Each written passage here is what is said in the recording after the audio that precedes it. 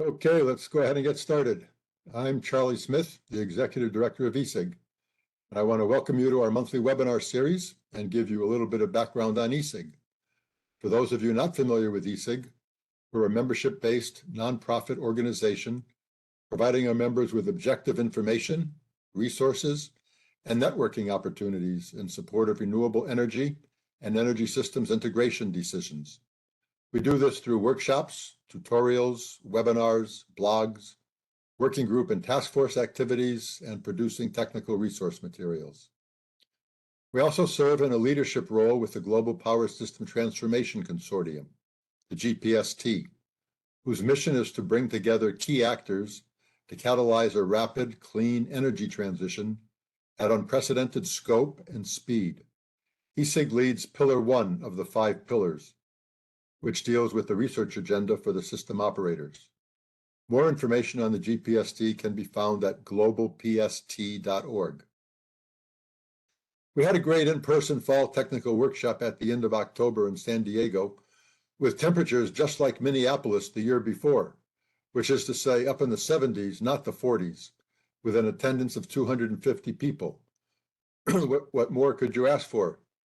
This was even above our pre-pandemic levels, so we were quite pleased. Our next workshop will be in March in Tucson, and I've been promised that the temperatures will be even better with another fine agenda.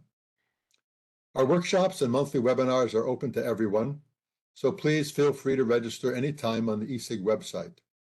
If you're new to eSig, I strongly encourage you to follow up with us if you like what you hear, and I think you'll be pleasantly surprised. eSig membership will give you an opportunity to participate actively in all of our working groups and task forces. You can find us on the web at esig.energy, as well as on LinkedIn, Facebook, Twitter, and YouTube. Okay, just a few logistical matters before we get started. First of all, the phones will be muted for the duration of the webinar to avoid unnecessary distractions. For the Q&A, we've moved to the Slido platform, and we're asking you to ask your questions through Slido. So go to slido.com and enter eSig13 as the event code. The instructions are also at the bottom of this screen. You'll see a thumbs up button next to the question to allow you to cast a vote to help prioritize the questions submitted. We plan to save 10 minutes for Q&A at the end and then wrap it up at the top of the hour. An email with a link will be provided once the video file has been posted. We also plan to provide short responses to unanswered questions after the webinar, so please don't be afraid to ask your questions through Slido. Okay, so today's topic will be on the wonderful world of modeling inverter-based resources. This is a topic we've been talking about for the last 20 years or more, and as you will hear in today's webinar, it's a topic we need to do more than talk about. It's a topic we need to do something about. After the California PV disturbance events beginning 5 years ago, and the more recent disturbances in Texas and Utah, the time on the clock is running out. It was a year ago today that Ryan Quint was here with us speaking about a very similar topic. Ryan Quint, Director of Engineering and Security Integration at NERC, is back with us again to present today's webinar. Ryan, in his role at NERC, coordinates a number of technical groups focused on inverter-based resources, distributed energy resources, integrating security with conventional engineering practices, and emerging technologies. Ryan has been deeply involved in the analysis of the PV disturbance events and in the formulation of recommendations for industry. Ryan has become an internationally recognized expert in this area and is a regular participant at eSig. I feel very fortunate to have Ryan here with us today. I have to confess, even though I haven't done it for the last couple of webinars, my curiosity got the better of me, and I couldn't resist the temptation to take a look at our connections on LinkedIn last night. This was particularly interesting because I've done the same thing for the last 3 years when Ryan gave our December webinar. Our shared connections have continued to grow from 200 3 years ago to 250 2 years ago to 300 last year and 350 this year. Ryan, I need to say it again. You need to be careful of the company you're keeping. Anyway, I consider Ryan a good friend and a good friend of eSig, and it's a pleasure working with him and having him here. This webinar will dive into the topic of IBR modeling through the life cycle of a project from a reliability perspective. Ryan will highlight the key considerations from FERC Orders 2023 and 901 and talk about the current status of various related NERC standard development projects. We will then touch on key findings from recent disturbance analyses and other assessments conducted by NERC, which we all need to take seriously. I greatly value Ryan's contributions to ESIG and the industry, and I look forward to what he has to say. Just a short reminder once again to use Slido at slido.com with the event code of ESIG13 to ask your questions. Okay, without any further ado, let's go ahead and get started. Ryan, I'll now turn it over to you. Awesome. Thank you, Charlie. Thank you for the kind words. And it's an honor to be here with you all and the community here. I was hoping that line would be exponential, but it's fairly linear. So I will do my best to get that to tick upwards in the coming years, hopefully. But yeah, excited to talk about IBR modeling. It's kind of been the December topic here for the last couple of years, and I wanted to kind of put a different spin on it here. There's a lot of things going on in this space across many different publications, directives, perspectives, etc. So we've got a lot to cover. But what I want to do is start with something pretty fundamental, which is our good friend Simon Sinek, and he always speaks to me quite intrinsically, I guess, and I try to push this to my team too. People don't buy what you do; they buy why you do it. That's his start with why message. So I make my whole team watch this video, which sort of sets that stage. I think it's very valuable here, right? So instead of jumping into the nuts and bolts and the process and the complexities of the models, we have to take a step back and start this journey at like the most fundamental level. People don't buy what you do, they buy why you do it, right? So most of the decisions that are made in the power system world are based on some type of quantitative analysis, whatever that may be. And in the realm that we're talking about, transmission planning, grid operations, real-time operations, operations planning, etc. These are reliability studies, right, that represent the system. And a good study is fundamentally based on the accuracy of the models that are provided. And the accuracy of the models that are provided are based on our understanding of the equipment that is out there or proposed to be out there on the system, right? So we have a good understanding of the equipment. The challenge that we face is in this evolving world, there are many, many, many players at the table trying to put these models together, use these models and run studies and make decisions, right? And we've got this challenge ahead of us of lots of cooks in the kitchen here, many of which don't fully grasp the entirety of the model. And so we've got to kind of shore this up, and it is a very complicated subject that needs a lot of attention that we've been highlighting at the NERC level.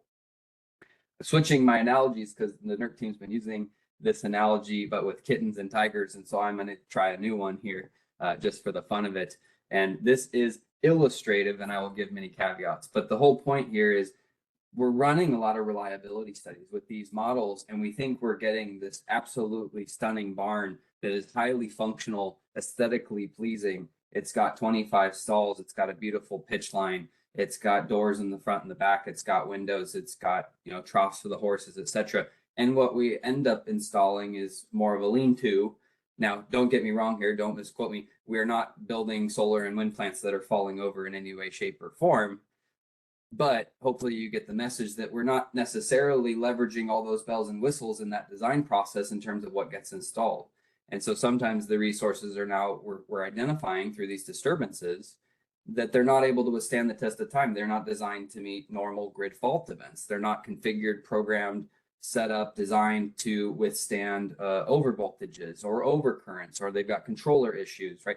And so we've identified these kind of systemic issues coming out of the disturbance reports, and now we're, as an industry, working to address those things. But this issue right at the interconnection study process, the commissioning process, where these things need to come together, that's the root of the problem for all of this stuff in my mind. I put together this modeling conundrum, and we're going to work our way around the circle here.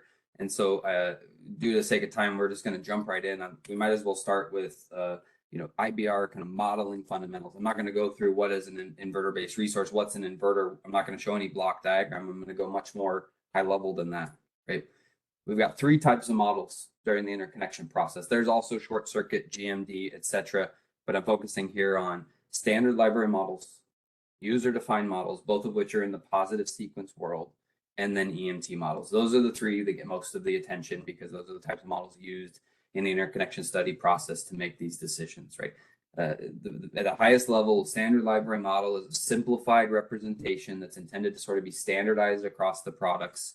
It's a fully transparent model, has block diagrams that are all explained, but often has the inability or challenge of representing actual OEM equipment and control strategies, because those OEMs and equipment are using non-standardized approaches to designing their controls, right? So you got this sort of inherent conflict of trying to go with standard, but knowing the equipment is highly non-standard, right? And so there's no or very limited ability to represent protections and think of it comprehensively. Yes, there are some basic protection models, but not most of the inverter level protections.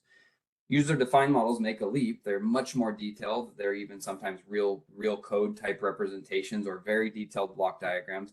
But the problem is they're black box, right? You can't really see what's inside of them. And in the past, historically, I'd say 10 years ago up to maybe a little more recently, we're running into problems using these models because they have numerical challenges, things like that. But we've got to sort of overcome that. They're much better, not perfect, but they're much better at representing OEM level, controls. And they may represent some of the protections, but you still run into the software platform limitations that we've talked about in the past. Things like a positive sequence representation, a balanced system, or a 4 millisecond time step, and the inability to control represent a PLL or things like that. Then you jump over to the EMT space where it's extremely detailed. It's still generally an aggregated plant model in most cases for most sort of generalized interconnection studies. But here you can represent the detailed intercontrol loops. You can represent a PLL. You can give very small time steps. It's a phase-based model instead of positive sequence. So you can see, phase quantities in the individual phase over voltages causing those protections to then operate. So you can start to identify things like failure to ride through, which we really struggle to represent and model in the positive sequence realm. We run into the data confidentiality issues with that EMT model, something we're going to have to overcome as an industry. Another fundamental thing is model accuracy. Accurate models are absolutely critical for reliable operation of the grid. They're used in long-term planning, operations planning, real-time operations even. We have to get these models right. And model inaccuracy is what leads to reliability issues coming into real-time operation, but can also slow down the interconnection process to some extent because it requires rework, right? So process improvements around modeling and study challenges can actually bring clarity to both the transmission and the generation side and could potentially speed up the process, right? A fundamental thing here, model accuracy is not just usability. That's a definition of the past. We used to plug in the model. Does it cause my case to crash? If no, thumbs up, we're good, right? That doesn't work anymore in the world of inverter-based resources. We have to clearly define what we mean by model accuracy. So that's a model that represents the actual as-built facility with sufficient fidelity. And what I mean by that is the ability to actually represent the controls and protections of the devices out there, as well as the usability attributes, right? Here's a very good example. The relatively significant challenge we have in front of us.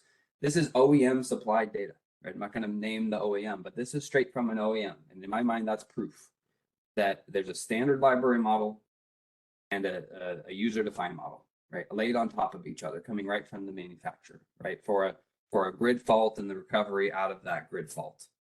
Now the dynamic performance, it all looks good, but the problem is these curves should be relatively on top of each other, right? But it's actually a relatively bad match, right? Trying to get what they believe the actual product, which they believe their user-defined model represents sufficiently to match a standard library model that may not have all the controls to be able to represent that, right? So there's steady state differences, that fault and immediate post-fault recovery, there's notable differences there.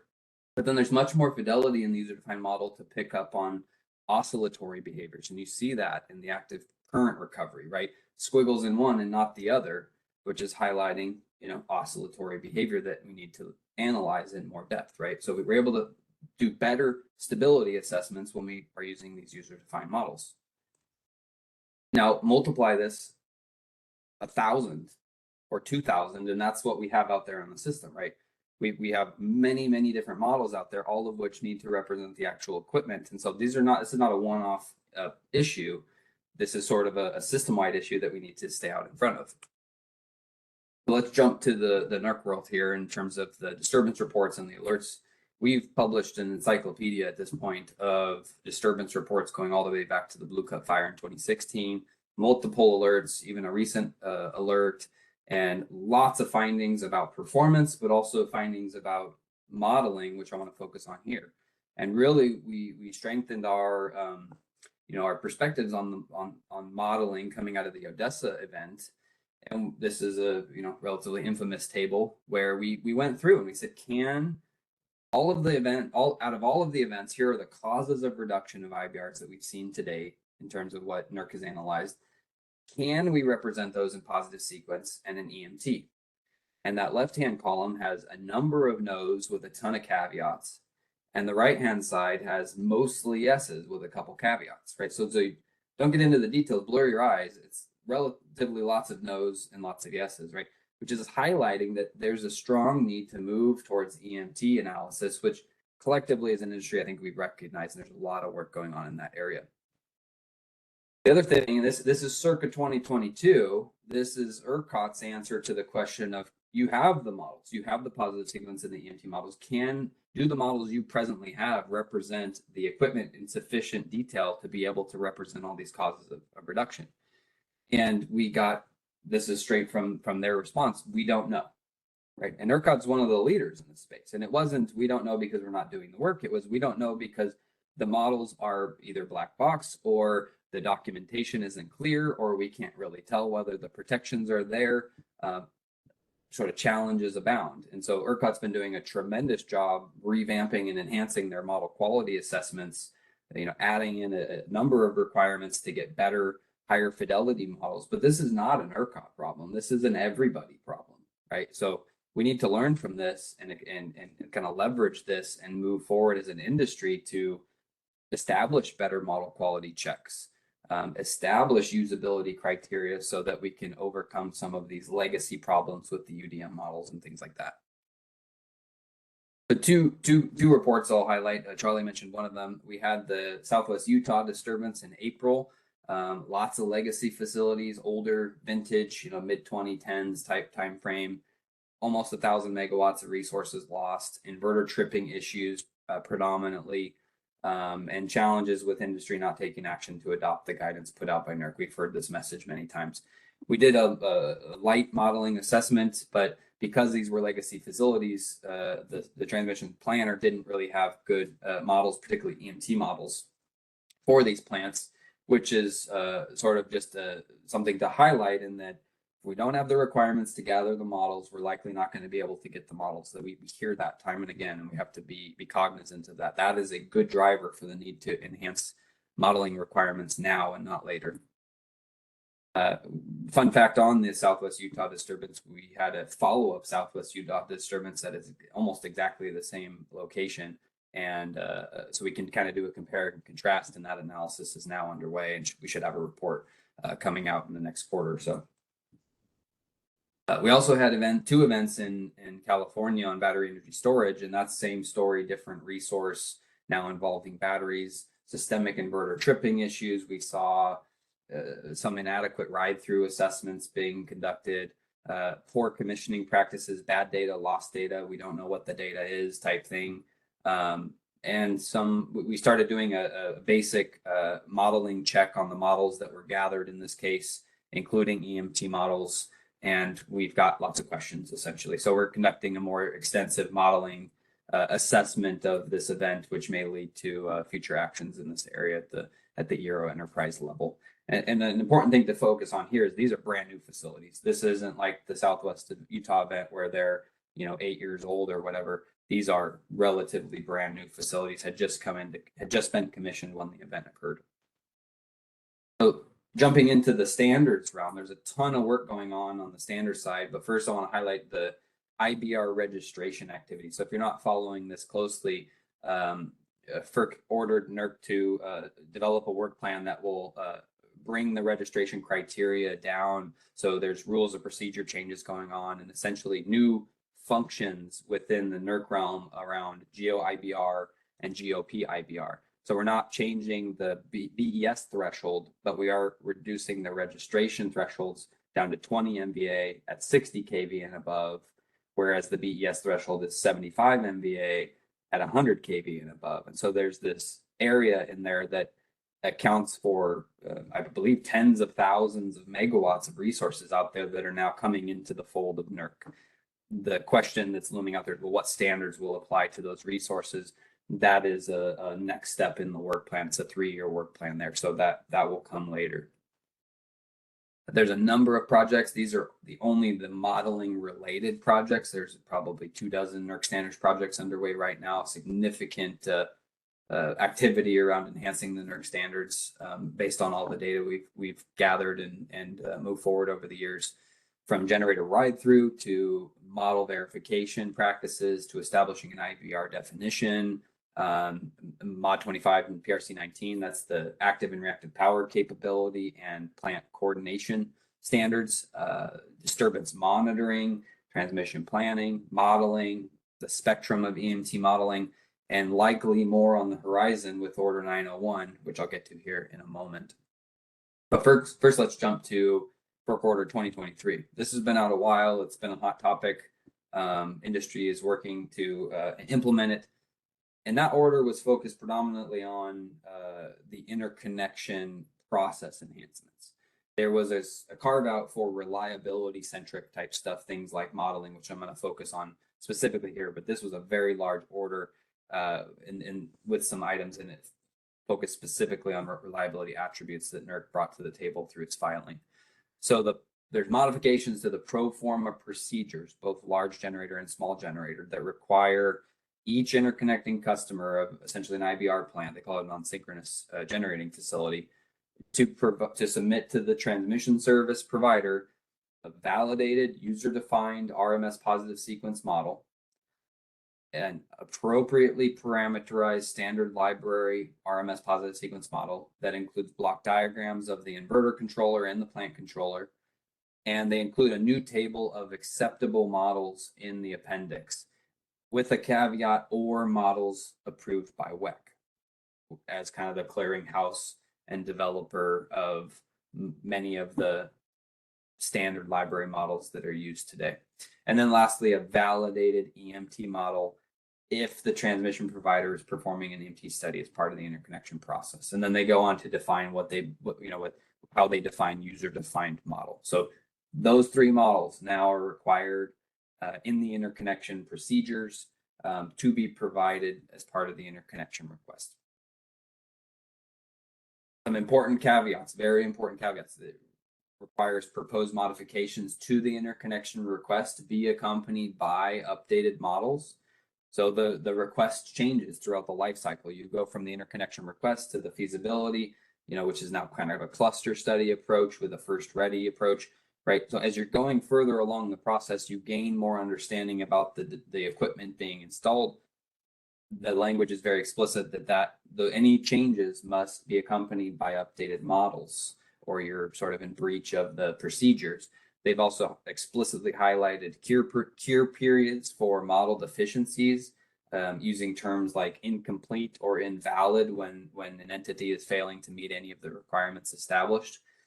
And an important quote I wanted to pull out of this was, definition of a validated model. That is confirmation that the equipment is consistent with the model, is sufficiently flexible to enable interconnection customers to provide such a model with their interconnection request. And then they go on to highlight attestations that the models accurately reflect the facility based on the best understanding at the time, provides further flexibility to change the equipment or control systems of the proposed generating facility. Right, sort of acknowledging that as you go through the process, you update your models, and that those are going to require some restudies, but that needs to be very explicit as part of the procedure, which NERC has been highlighting for quite a while. Now I'm going to jump. We recently published a dynamic modeling recommendations document, and that covered much of the same, the standard library UDM, EMT, Also covers a little bit on GMD and the applicability to Mod 32. But this guidance document is providing guidance on which models to use for the different types of reliability studies being conducted. And it really focuses on ensuring model quality, accuracy, usability, fidelity, like I mentioned. There in the back, there's an acceptable/unacceptable model list. We've actually retired our NERC acceptable model list, which was often very much misinterpreted and needed a rewrite. And we replaced it with a list of unacceptable models, those which industry sort of has collectively deemed should not be used or shall not be used because of significant deficiencies. And that's sort of based on a consensus approach from what we've heard from the industry, and is always open for reevaluation and reconsideration moving forward. It's intended to be a living document that then flows down to the regional entities that build the base cases, which then sort of flows into the NERC standards, applicable NERC standards. There's obviously a relation with FERC Order 901, which I'll get to here in a minute. And so this is, of course, all subject to potential modification given how that all plays out. But some important things I want to highlight. A dynamic model is used in reliability studies through the whole life cycle of a project, right? From the first feasibility study all the way through long-term planning studies and real-time operations, right? So, and different models in our opinion, should be used at different times for different studies, right? And so we try to cover that model spectrum there. And in all cases, we highlight that an EMT model should be used if the positive sequence simulation or the models are deemed insufficient. They run into numerical problems. They can't represent the facility with sufficient detail, et cetera, or in any situation where a high model accuracy is required or desired. So some of the highlights that I really want to kind of hit home here is that all models should be detailed and accurate representations of the expected or as-built facilities. This includes during the interconnection studies and throughout the project. The transmission entity should establish clear, consistent, and sufficiently detailed and comprehensive requirements that include model quality checks and updates to models as needed. And then the project developer, generator owner side, need to meet those requirements established by the TP and the PC and provide the proof of conformance to those requirements as part of the submittals, right? So maintaining an accurate model throughout the life cycle of the project. And then notify the transmission entity when changes are proposed, which is an existing obligation under the FACT 2 standard presently. Digging a little deeper, planners should require all of the following. This is documented in the recommendation. Should require all of the following for all BPS connected generators: a positive sequence, standard library model, not on the list of unacceptable models. And this is used for interconnection-wide base case creation, particularly for areas outside of a study region. So that Eastern interconnection base case covers all the way from SPP footprint up into Maine, right? And so if I'm running a study in SPP, maybe I'm not so worried about the deep accuracy of a wind plant in Maine. But if I'm running a local study on a pocket of resources in SPP, I may need to jump over to that user-defined model that picks up on some of that oscillatory or instability things that I'm more concerned about. So we recommend including a UDM model for system impact studies and any local stability studies.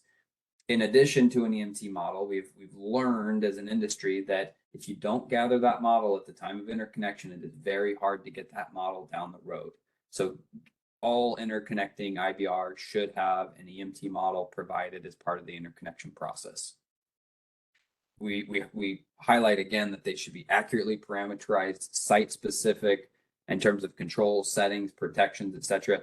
We continue to beat the drum on that because we see so many situations where generic models that match the PSLF or PSSE manual default settings, right? Models of one equipment using a model that looks just like another vendor's equipment, right? So lots of challenges. If you just scrub the cases really quick, you can pick up on these things very, very quickly. There are relatively significant modeling challenges in front of us here, and you can sort of objectively see it, right? So we also recommend that the models provided be benchmarked across each other. So clearly identify how close are they to each other, and what are the discrepancies? Where do the models start to fail on you as a user of the model? to help understand when do I need to jump to a different model, etc. Lastly, on the dynamic modeling recommendations, the Mod 32 designees, those are the entities that create the interconnection-wide base cases, have the responsibility to create those cases as a starting point for TPs and PCs. The submittal models should meet the applicable requirements, including model acceptance criteria, and be accompanied by appropriate documentation. That's user manuals, attestations, mapping of parameters, etc. And we highlight standard library models are sufficient for use in interconnection-wide base case creation, but should be validated by the OEM and benchmarked against the OEM verified EMT model or the EMT verified user-defined positive sequence models with the as left or to be commissioned facility settings, right? So use the standard library models to create this base case, but we still got to make sure that those models are a good match of what actually gets installed out there. So working our way kind of here towards the end around FERC Order 901. Fairly recent directive, and now a ton of work underway to tackle this. The FERC Order 901 directs NERC to enhance the reliability standards around really 4 main areas. They use the term throughout the order of registered IBRs, unregistered IBRs, and IBR DERs, as opposed to the terms BES or BPS, given the prior directive that I talked about, right? So the 4 areas are data sharing. That's both on modeling data and disturbance monitoring equipment. And it talks about who has the responsibilities to share what types of data with what entities, and what happens when there isn't an appropriate entity to maybe supply that data. Data and model validation requirements. So standard library models for steady state, short circuit, and dynamics. The mandate use of the DERA dynamic model for an aggregate representation of DERs in your planning footprint. Provisions for model accuracy and model validation. And then provisions around the inability to gather data from other entities and what you do in those situations, as well as some directives around system-wide model validation, including individual units as part of that system-wide model validation. There's a section on planning and operation studies, looking at expanding grid conditions to additional studies. And an example they give is studying a low inertia, high IBR, low synchronous generator inertia condition, moving away from just peak and off-peak conditions as the 2 points of study. And then lastly, performance requirements. So ride-through performance requirements that also include a definition of current injections during faults, and then some relatively minimal exemptions defined in the directive. So from a modeling perspective, there's some important points I want to highlight here. 901 requires use of approved industry generic library IBR model. So that's a term pulled out of 901 for steady state, short circuit, and dynamics. They didn't talk about EMT, but they did, quote, encourage NERC and stakeholders to continue working in this area, and acknowledge that there's a lot of work on the NERC standards right now to modify that. They highlight this as applicable for planning, operations, and interconnection-wide models, that modification to the standard could reference the NERC approved component model list. And they highlight per Mod 32, that list defines the models that may or may not be used in the interconnection-wide base case. And that includes the IBR standard library models, i.e. the WEC models.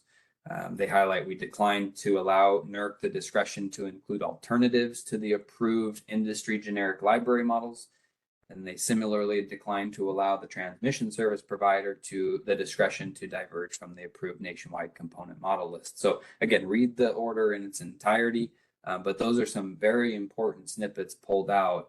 And you notice kind of there's notable differences here between FERC Order 2023, FERC Order 901, the NERC dynamic modeling recommendations. And so there's some kind of coalescing that's going to need to happen. Although there are caveats kind of in each that these all can work together.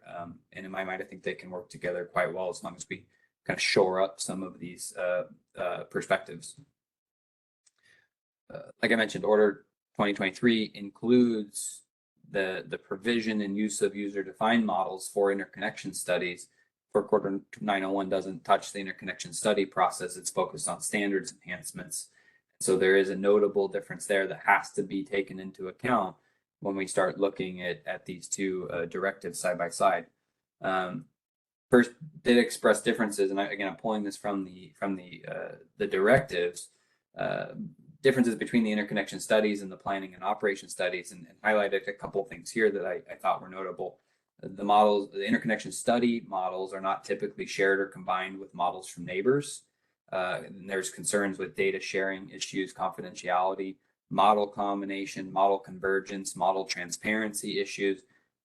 Those are all legitimate concerns, I think. I think everyone recognizes that sharing becomes a problem when you provide a lot of IP into the model.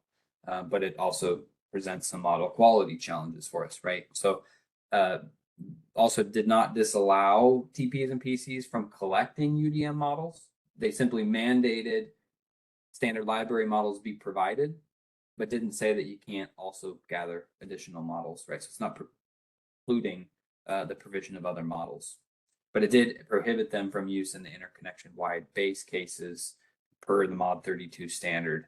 And that's, again, so that planners and operators can adequately predict behaviors and subsequent impacts to reliable operation of the BPS. Really, I read that as create an interconnection-wide base case so we can study those things. The challenge is that the standard library models, as we've seen on the past slides and as NERC has highlighted, are not able to predict the behavior and subsequent impacts of IBR tripping and things like that in transmission planning studies, given the existing models. Now, there could always be model enhancements in the standard library model world, but most of the tripping that we've analyzed over the years really cannot be accounted for with the standard library models. So we've got a challenge there, just objectively, we've got a challenge there on our hands that we have to kind of come to alignment on. And many entities did highlight that they preferred standard library models, and they referenced a number of them in the order. And so there is a strong, move towards the standard library models. We just have to be very careful that we understand the implications of moving in that direction. Both, parties that prefer one or the other both have very valid arguments, and we just need to be thoughtful about that. And then lastly here, again, pulling from the order, directed NERC to establish a standard uniform model verification process to ensure the models are complete and accurately represent the dynamic behavior of resources at a sufficient level of fidelity. I love that statement because that's what we've been highlighting. With sufficient fidelity, meaning large disturbance behavior needs to be taken into account.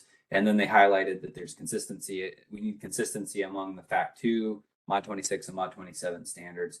And there are drafting teams working on this right now and are making a ton of headway on tackling this issue to develop a standard uniform model verification process. So that's Project 2020-06 is revamping that right now.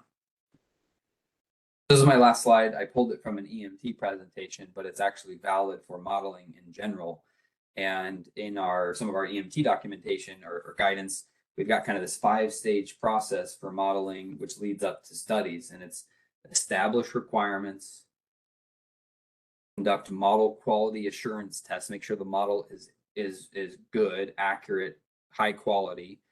Use that model to run performance assessment tests. And what that means, for those not familiar with that term, is does the model meet the necessary performance for my grid, right? Meaning I've defined what I want my facilities to be doing in terms of dynamic response, ride through capability, type of current injection, all those things need to be spelled out. Then moving into screening and integration in the interconnection process. When and how and where do I need to be running larger EMT studies? I need to be able to kind of know my pockets and areas where this is becoming increasingly necessary as those pockets get bigger and bigger, and then eventually conducting interconnection-wide or planning studies where necessary using large-scale EMT models. Maybe down the road, some parts of the world have moved on that already very successfully. That's sort of, I think, where we're all collectively headed, but we've got to work together to get there, right? So if I take that process and I kind of take a step back, and I've kind of got the highlights there at the top, but it's important to reiterate, without the requirements, the transmission planner cannot adequately gather the sufficient modeling and data that they need from the interconnection customers. Those requirements need to be fair, clear, consistent, reasonable, appropriate, whatever adjective you want to use, to make sure that we can facilitate that data collection effectively and relatively quickly, right? But with the model, even with good requirements, you've got to check the model. And this is something we've all got to kind of come around to. Just having requirements does not ensure your model is good. You need to make sure you're checking that model that's been supplied, and maybe even requiring attestations that the people supplying the model are attesting that the model is a match to the actual facility being connected, right? Sort of putting unique ID tags on each interconnected model so that we don't have copy pastes or defaults or anything like that coming through the process. Once we've got an accurate model and we all collectively, both T and D and G side, feel good that the model is sufficiently accurate, then we can go run our interconnection studies and make sure that the resource is reliably performing in the specific location that it's being interconnected. And then, like I mentioned, we can explore integrating larger scale EMT models and figuring out where and when we need to really be focusing on EMT. And then long term, EMT modeling will probably expand and grow in terms of its the size of the networks being studied, because the resource mix change is sort of necessitating that to some extent. So we've got to think through that proactively instead of waiting around for that to come upon us, I guess. And it's coming relatively quickly. So that's all I had, Charlie. I had a schedule, which is rare, but hopefully I didn't talk too fast. Well, thanks for walking us through that, Ryan. A lot of things to think about there. So the questions have been coming in. We've got about 19 questions here. I think I'll just start working my way through them because there's a lot of interesting questions in there. So the first one is, considering the challenges associated with maintaining UDMs, are there any ongoing efforts towards adopting a standardized DLL format like an IEEE Seagray standard? Yeah, I know there's work underway, and there is a joint IEEE group, IEEE Seagray group working on this, I believe. And if I remember correctly, it's a co-led by EPRI and Electronics. I believe it's Deepak Ramasubramanian and Garth Irwin. And they've got a great team there that I think is trying to sort of standardize the standardized DLL format and making sure that we can have sort of a wrapper around these models so that we get past the model doesn't work for me situation, right? So when a model is supplied in software version 5, and then we move to software version 6, and then none of the UDMs work anymore, we've got to work past that interoperability problem. And that's what these efforts are trying to achieve. And talking to a number of OEMs, that really just needs to be brought to the forefront of everyone's attention. I think there's a niche group of highly expert people working on that, but I think we need to move that into the mainstream and give it the attention it deserves. From what I'm hearing from the OEMs, it's sort of, why are we all leaning towards standard library models? Why don't we focus on fixing the problems of the UDM so we can kind of move past that? That is much easier said than done, but I think it deserves a bit of attention to recognize, lay out what are all of our future scenarios and which one is sort of that least regrets approach to this modeling issue, and then sort of dedicate resources to brain power to making that happen. I think would be very, very valuable. Okay, I think probably more to come on that one. So here's a two-part question, Ryan. It got separated in the Slido here, but part one is, FERC Order 2023, as it relates to EMT modeling, states that models can be requested if the TP is performing an EMT study. And then part two is, how do you suggest we obtain models if an EMT study is not being performed as part of the interconnection process? Yeah, so the landscape right now, just to help clarify, so that is correct. The FERC Order 2023 has that, and it was in the presentation.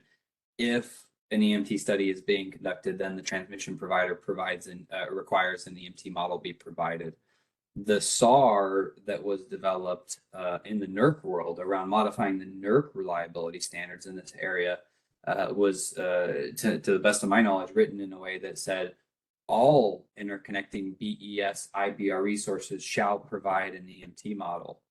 And then the model will be used if and when needed.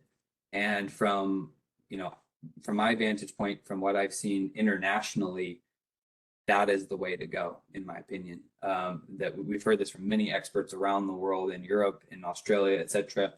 Get the model early because you won't be able to get it later. A system that is strong today could jump to weak tomorrow the moment that large synchronous generator retires, which can happen relatively quickly in some cases, right? So the system of today that may be strong in one area may be weak in another area, and all of a sudden you're going to have to run a bunch of EMT models. And if you didn't gather that model early in the process, you're going to really struggle to get that EMT model later.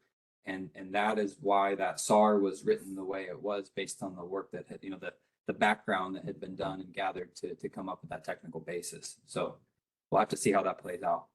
Okay. The next one is assuming 100,000 plus different black box IBR models in future power systems, and transmission planners cannot access the control blocks. Does that really work? It's a practical question. Yeah, it's a very good question. It's a very good question. I used to be a transmission planner, right?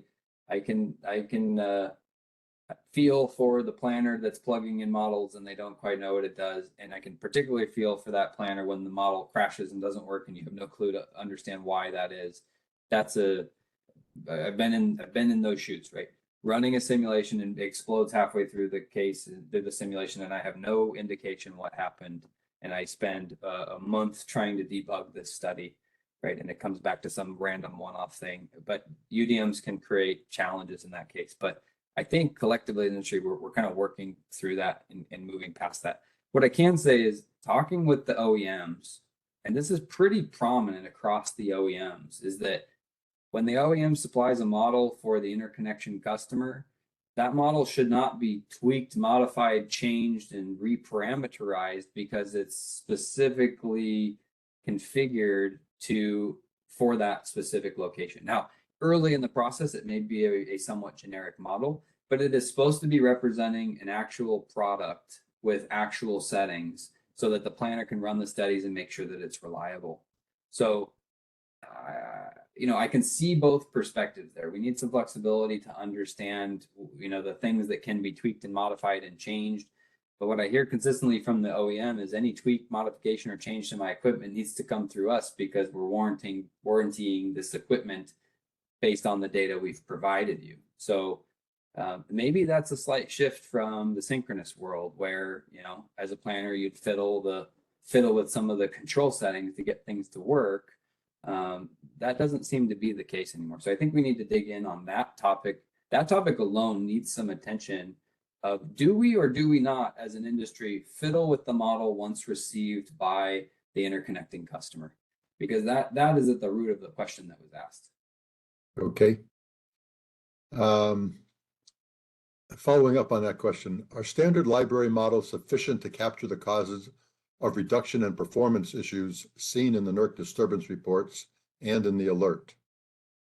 No, right? I mean, there's a slide in there, right? There's the slide with the no's and the yeses. There's a lot of no's in the positive sequence column. Now that column doesn't differentiate standard library versus user defined, but my fundamental slide hopefully helped categorize some of that, where, some of the causes of reduction could be represented. Momentary cessation. Sure. Yeah. We put out alerts and all these things to say, get away from one model and go to this model because you can represent momentary cessation. But things like, phase jump tripping protection or subcycle AC over voltage protection, things like that, those are not going to be able to be represented by the standard library models. And in some cases, maybe even the user-defined models. Again, we'd have to put those side by side and think through that OEM specific, but there are notable challenges to being able to capture some of these reductions using the standard library models. And I tried to articulate through the presentation, We just need to be thoughtful in the way we move forward on this subject. Okay. Here's a question, maybe a little a little bit of judgment, maybe one way or the other, but would archiving an EMT model work for FERC Order 2023?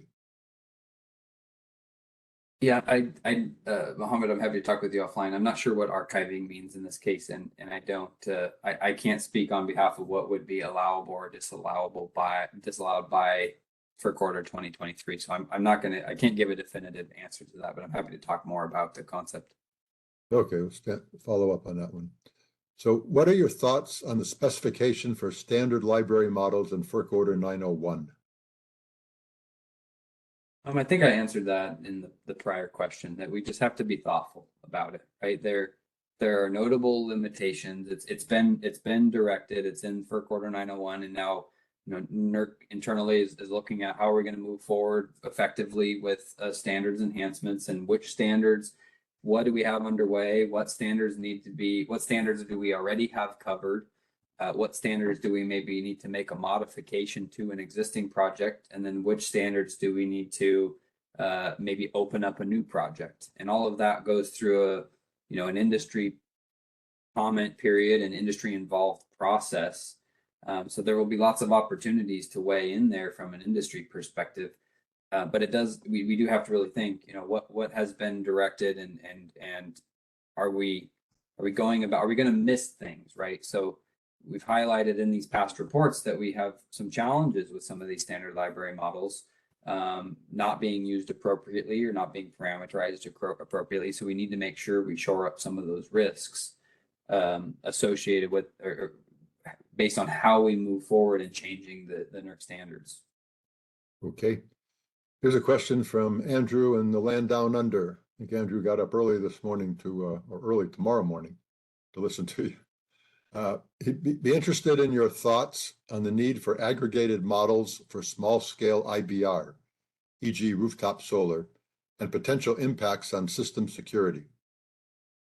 Yeah, great question, Andrew. Thanks for joining. Good day to you. For those that don't know the translation to international speak, system security in North America means system reliability. So let's get that out there. We're not talking about cyber or physical security. 901 actually mandates that a DERA model be provided to represent the aggregate effects of what they call IBR DER. So this is aggregate small scale IBRs like rooftop solar or even small solar farms and things like that. So in some regard, pleased to see significant movement on requirements around providing some degree of DER information so that we can make sure the base cases represent DERs moving forward. Now, some areas have very high penetrations of DERs and much more level of maturity in managing that. Other areas don't have very much DER in their footprint and are still kind of learning how to incorporate them in their models. But we got to start with, as the penetrations grow and we're starting to see significant, the projections of DERs are quite significant, whether it's rooftop solar or behind the meter battery energy storage. We've got to represent those resources in our studies. One, I think because they behave slightly different, notably different than loads.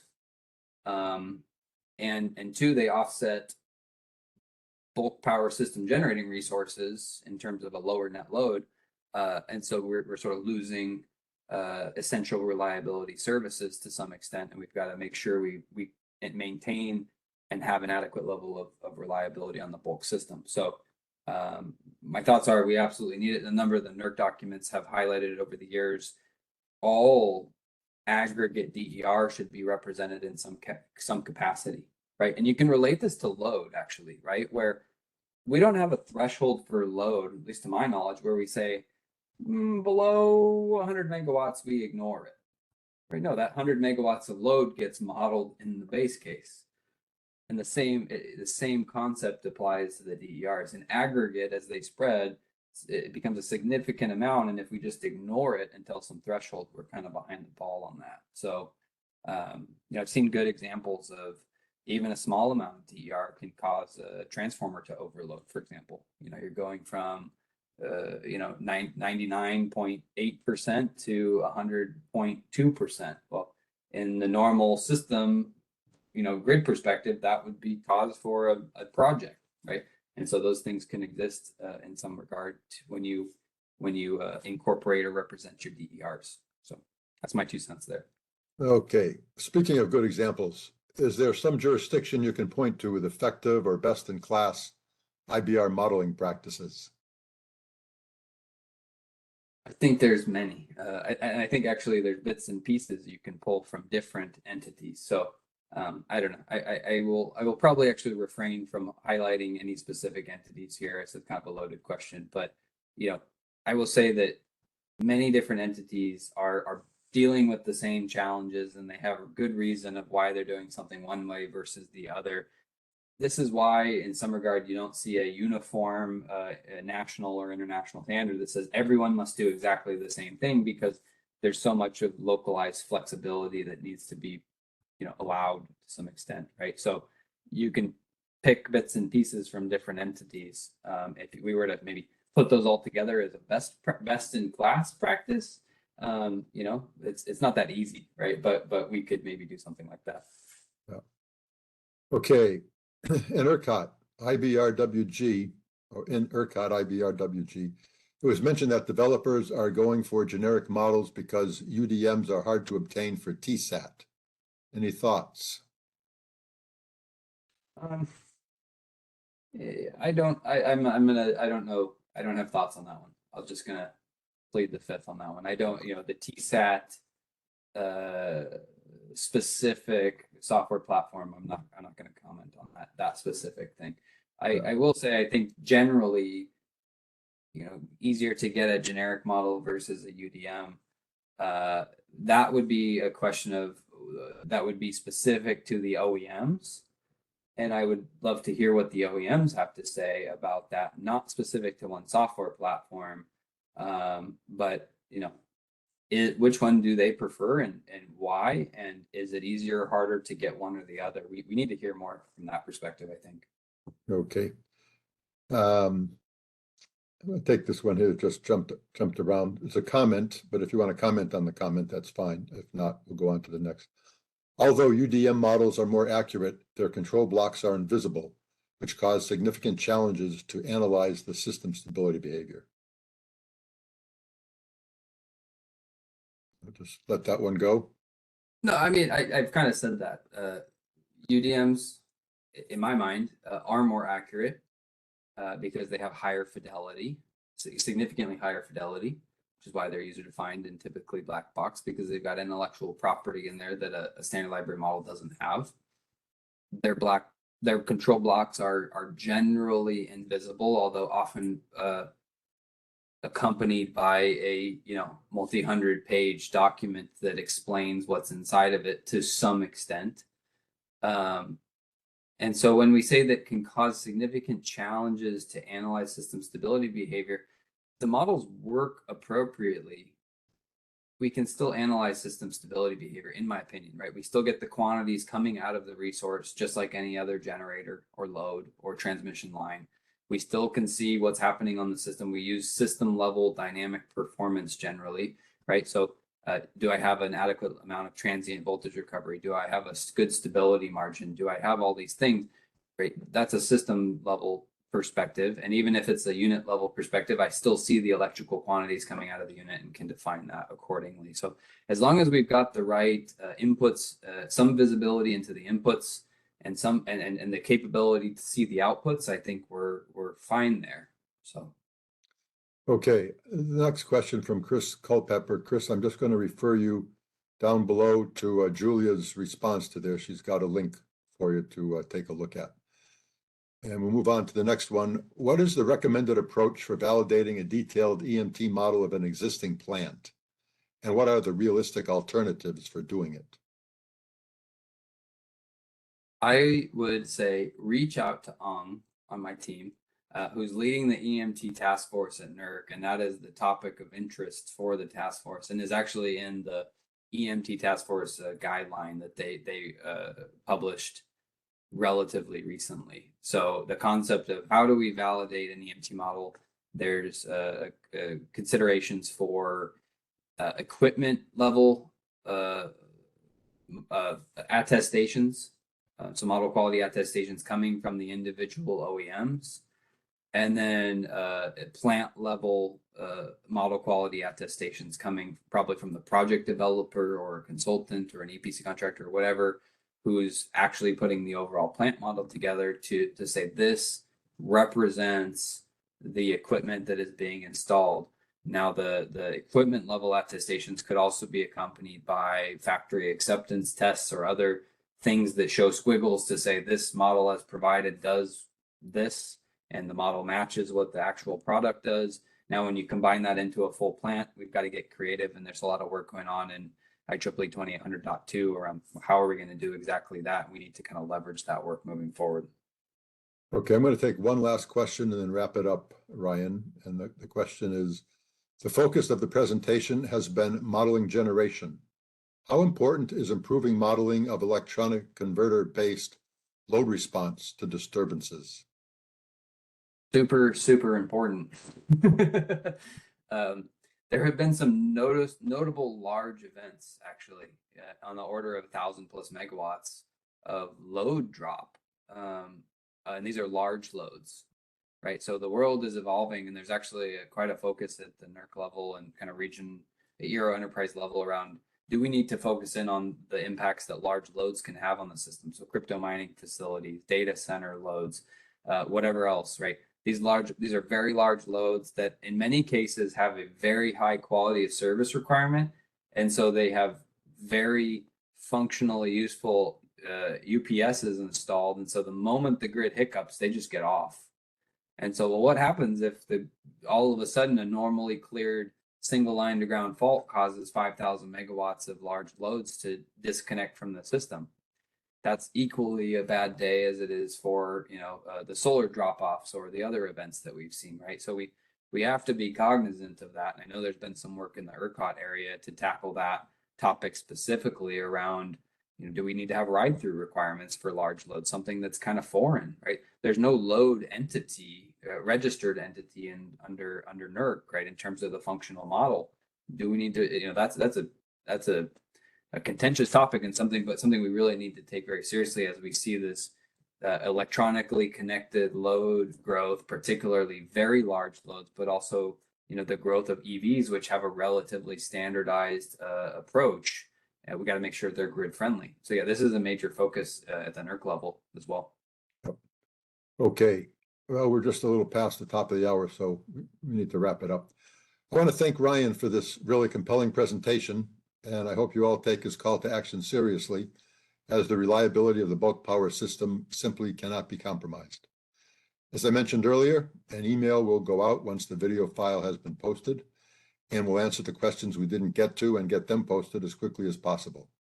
We appreciate your engagement and look forward to seeing you again soon at our webinar next week on an EMT modeling framework, or our spring workshop in Tucson at the end of March. Further information on all of our webinars and meetings can be found on our website at esig.energy under events, and in our newsletters and informational emails, and you're all invited to attend. Ryan, thank you once again for this really great webinar, and thanks to all of you for your engagement. We look forward to seeing you again in the near future. In the meantime, everyone, happy holidays. Take care, stay safe, and thanks for your participation. See you soon.